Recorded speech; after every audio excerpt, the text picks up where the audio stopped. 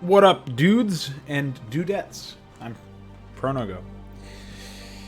And I'm playing Resurgence by Varanus. This is Mission 5 Exodus! Seeking a way to escape Ire, Zarek places his consciousness in a temporary hydraulic body and takes matters into his own hands.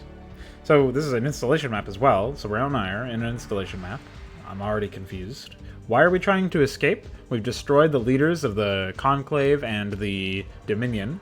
We've also infested the leader of the Dark Templar, and destroyed an active brood of the Phalanx stuff, and why are we escaping here before we've really even done anything? Like, we've actually done some pretty crazy shit, but it's not really been, like, it's just been glossed over in the story, so I'm just perpetually in a state of confusion. The secrets and abilities of the Dark Templar are ours at last. Speaking of which, Kothoga, how goes your latest endeavor? It is proceeding as planned. Skador, Krax, and I have been hard at work translating the Dark Templar's essence into Zerg form. The prototype of our new amalgamation is inside a rapidly maturing chrysalis, and should be ready to hatch in a matter of hours. Excellent. I too have been working diligently, and I have devised a plan to return to Char. An obvious solution would be the series of warp gates that brought us to Keltalk and later here, but they provide only a one-way journey. However, I recently discovered the Terran science vessel Columbus, a craft located in short orbit over Ire. Short orbit. Take control of the craft, thus providing us with a slow but convenient transport. But Cerberus, how is that possible? I will do what Krork did to save his own life so many years ago. Transfer my consciousness to a temporary mobile body. Unfortunately, the temporary body will need massive amounts of psi energy to become stable. Ergo, I will also need to obtain no less than 4 of the Terran's psi emitter devices to sustain it. Now come, Cerberus. We have much work to do, and precious little time to do it.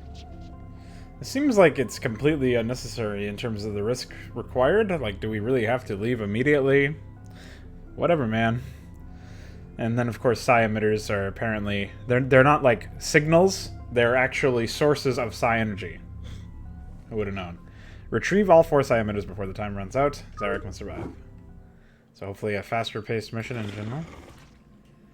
Oh, we have 30 minutes. So I thought it was going to be like a timed situation. Zarek, it would seem that the Zerg Phalanx has a similar plan. A minor complication. Their numbers here are few enough to render them little more than a nuisance. I don't get it. Destroyed. Don't even speak to me. So this is going to have a lot of dead ends, presumably. A lot of very silly experiences. Dead ends.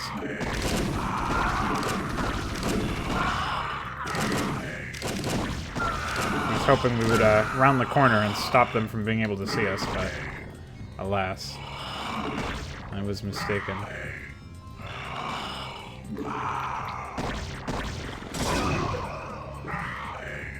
Random Protoss here.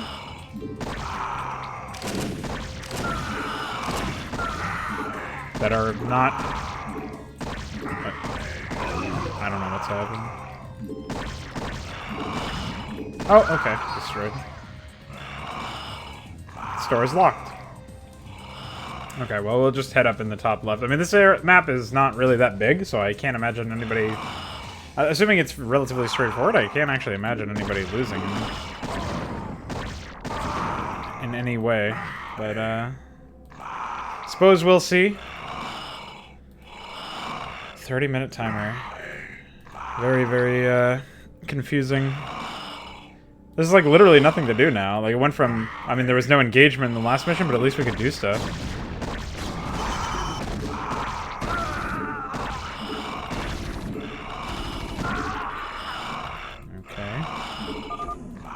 Security door 2 unlocked. Alright, well. Go over there, and that looks like a teleporter, I guess. Not destroyed, by the way. I'm probably being safer than I need to be. Whatever. Let's see what's in here, dude. Oh, no. Security door 1 unlocked. Gotcha. So this is like a buggy version of the game or something? Where this, like, I guess when this part came out, oh, hello. So that's one of them. So now we've got to backtrack all the way back over there? I guess. We might as well, just to make sure that we don't have to go back over there later on. But yeah, this is like a bugged version of the game where the Devourers, as we saw in the previous video, if you stuck around that long for that misery of a mission, there's like a part where I wasn't paying attention to my own Devourers being morphed at any point in the game, but the enemy's Devourers all hatched at about the same time, and they were all using the Overlord birth animation. Almost said birth emoji. Hopefully there's not one of those. And if there is, I'll recolor it so that it's dead. It's a nativity scene. So he's just like here with no explanation either. That's pretty funny. Didn't even like unburrow and make an entrance that way. Well, I'm just flabbergasted. This is a real thing. Hi. Okay, some more Zerg here. Can we one-hit Zerglings? Probably not. These ones are brown. They have the maximum armor value. So they take... No, I think the other ones also took 3 hits from us. It's all the same. Destroyed. Map packs.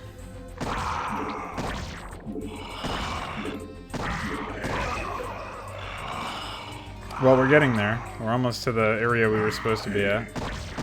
Yeah. Unupgraded Hydras also take full damage, so...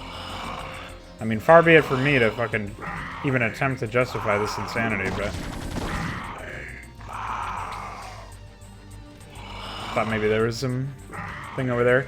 I think it's fine for something like that to even to exist there, given the fact that it's like more visual storytelling. But why do we have like lab vats right next to computer terminals in the middle of nowhere and also just everywhere? I don't know, man. Seems a little odd.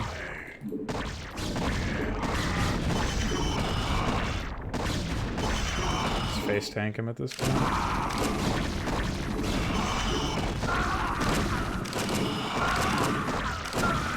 How did we 3-hit the other one? It must have been wounded by something. I think maybe red is not actually allied to the traps or something?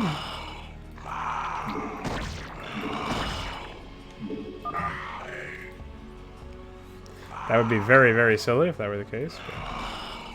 But let's just check over here if we can catch a glimpse as to what lies over there. Probably not anything, so... I would, even though I'm not worried about losing based on the time, I definitely don't want to fucking be in this map any longer than I have to, so... There was another door that was locked, if I remember correctly. It was over here, so we have to open that by going down here, it looks like. One of these ramps. I don't know, man. I was actually thinking about what I wanted to do for, not like micro missions, because I don't plan on making those by and large, but one of the things that I was thinking about is how to improve the player's ability to express their own playstyles in missions that have like macro. Obviously, that would be all missions for campaigns of mine, but missions that are like, that involve having a hero as well as having macro. And one of the ways that I was thinking is, I was worried actually that having a hero at all would be kind of a turnoff for a lot of people, because, you know, they're worried about losing their heroes, even if the heroes themselves are very useful, like Goska in Consummate or Kerrigan in Hydra. And one of the things that I was thinking of is, you know, there's probably a really easy way to fix this, and maybe it's just to remove heroes. But then I realized it's actually better to keep them there and then have the players just have to sort of, you know, they decide if they want to use them, or if they can decide if they want to keep them in their base instead. And that would be, you know, a decision that the player makes that's based around their personal playstyles. Why are the zealots there? Within attack range if the door's locked. And so they can decide, hey, I'm not really comfortable microing this hero, expressing my skill that way, so I'm just going to leave him for base defense, sort of like what I did a lot in the previous video. I try to be aggressive with heroes, because I feel like that is a playstyle that you can offer, but more often than not, it never ends up bearing any fruit. Like here, I'm literally just A-moving, and it's just a bunch of locked doors. I probably have to go out that way or something. So there's really nothing going on there in that respect. And I was thinking of what I would do for the update to Inconsummate that I'm working on, and one of the things that was brought to my attention through just like playtesting the old versions of the maps, like looking back at old videos of other people playing it and myself as well, is that Goska is a very useful unit, a very useful hero in terms of what he offers, even though probably to a point where he morphs things a little too much in a way that isn't necessarily super skill dependent, like his chance to stun is just RNG. And so it doesn't feel like, you can tell a skilled player apart from a mediocre player in terms of using Goska. And so I feel like there was a missed opportunity there. And so I've decided that I'm going to make it so that his stun, for example, is directly tied to his cloak. And so it's an active, not really an active ability per se, but you have to make a decision when to use it. But since it's going to be much more rare, his stun on auto attack, I can make it a lot more powerful, and I can increase the power budget that way. And that was one of the things that I was thinking was amazing. One of the things that I was thinking would be pretty useful for improving the ability for players to say, hey, I like using Goska, I'm going to micro with him because I'm confident in that playstyle. Or, they can decide, again, if they're more of a macro-focused player and they can gain an advantage through macro play as opposed to, early action with their hero, then, obviously that's another valid strategy. I don't want to make it so that that's not a valid strategy. And so I leave that open as an option. But one of the things that I definitely felt very strongly about going into this update is that Strawlium does not feel like a very good hero, in the sense that it's like requires skill to use him. In fact, I would say that he's like a very low skill hero in general. You just Dark Swarm, you consume to gain back not only energy but also life, and he is really, really good once he's in play. Like really, there's not a whole lot of nuance to using him, is like the best way I can describe it. And because of that, I feel like there's a lot of room for improvement there. And so one of the things that I was thinking of doing is adding an ability, and a whole host of upgrades that would allow you to spend money and time on your evolution chambers to, specialize your hero in some way, if that's what you wanted to do. Again, if you're a hero-focused player. And otherwise, what does this do? This probably unlocks another set of doors. Oh, okay. We'll go over here then. It's a bit closer. So otherwise, if you're not a micro-focused player, you can, forego those upgrades and say, I'm not going to bother with those. But a crucial note, I think, is that the new ability that he's going to have is probably going to allow him to gap close and cross chasms, like some of the islands in Map 2, for example, of Inconsummate. If you're unfamiliar with the map, it's not really an island map per se, but the early game has some island hopping stuff where you decide where you're going to set your colony up, and you need Overlord Transport. So I gave the player Overlord Transport right out the gate and Overlord Speed and let them decide what they wanted to do. And so, with that being said... Oh, here's another one. Reasonable. Also completely unguarded, and now we have to go over here. And with that being said, the gap close ability would allow him alone to travel, probably across some of those smaller gaps between the islands. And I think that could create some interesting ability. It's like a deep burrow ability, but it's not unlimited range, obviously. It's pretty short. And it would probably cost about 100 energy, so you could get 2 casts of it and still have 50 energy left over, so that after a short time you could Dark Swarm, because Dark Swarm is 75 energy, or you could consume once and have Dark Swarm ready. But yeah, I feel like that would be a reasonable way to increase skill, because it might seem like it's really, really strong, but it's only him. And so I'd probably compensate by nerfing some of his capabilities as a combatant. And use that as an opportunity to... I didn't catch to see if this is... That's probably just another terminal that unlocks one of these. How silly is it, by the way, that... Just snap back to reality here, out of the podcast, and look at the fact that we went to this room to unlock that door? Or no, one of these rooms unlocked this door. This beacon unlocked this door, and this beacon will unlock another door. Probably to unlock a last door. It's just like... What a ass-backwards system. It does not feel real at all.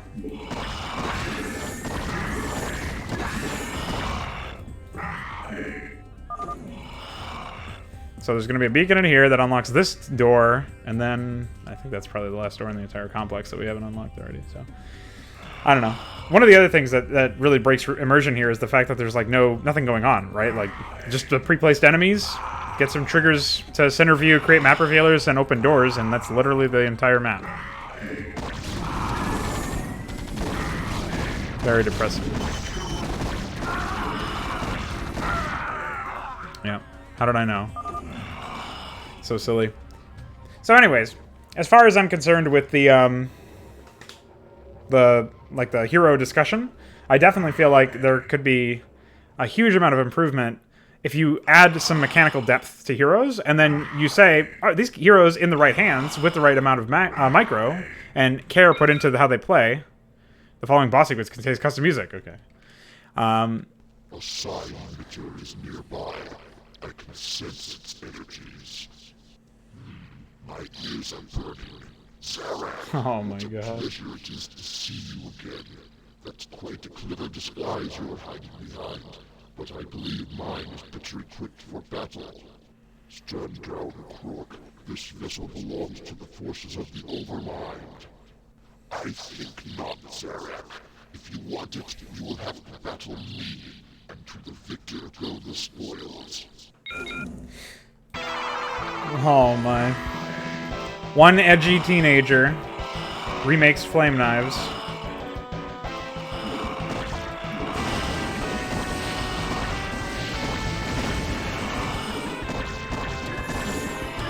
Oh, he's cloaked.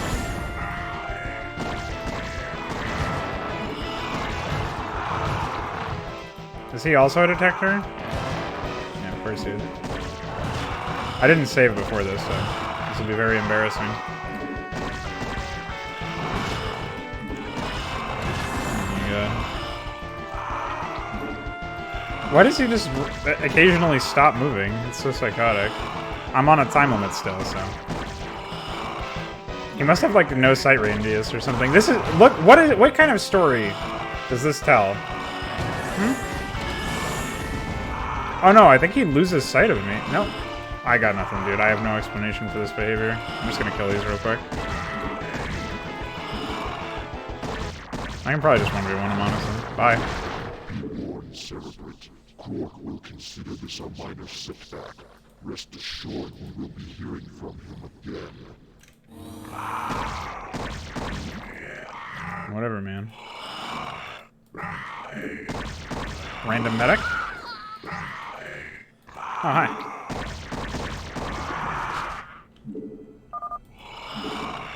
My temporary body has been stabilized for the time being. Now let us take control of this vessel and return to the home world. What kind of story does that tell about Krork, where he's just a fucking mongoloid who stops attacking you every now and then?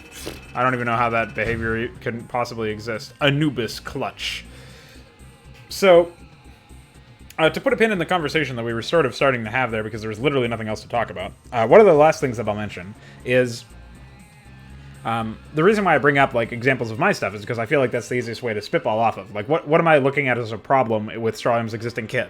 You can't really express skill, so you can't really tell the difference between, like, past a certain point, it's really hard to tell the difference between, like, a moderately experienced Strawlium user and a really expert Strawlium user. Like, it would be very, very small differences, as opposed to the results that they would achieve. Like, there's a massive amount of fall-off, where you get really massive diminishing returns after a certain point, because there's not really enough room for you to excel with a certain mechanic past a certain point, right? The ceiling is very low, so you can't really go past that. What I want to do is balloon that ceiling by offering players more mobility, the ability to move around the map, and try to do early action if that suits their playstyle. Otherwise, conserve their APM for macroing and their energy and stuff for, you know, focusing on macroing and taking expansions and securing themselves and playing more conservative if that's what they like, or somewhere in the middle where you do a little bit of micro in the early stages and then transition straight into macro, or you micro throughout the early to mid game before macroing. Like, at some point you're going to have to macro. Obviously, at some point you're going to have to micro, like in the middle of battle and in the opening of some missions, but the degree to which you specialize your army through upgrades and your playstyle through repeated exposure to those sorts of experiences by opting into those kinds of experiences is entirely on you. And the issue here is that there was no real way to fail this mission because we could have literally A-moved blind throughout every encounter without any micro, as opposed to like actually having to micro.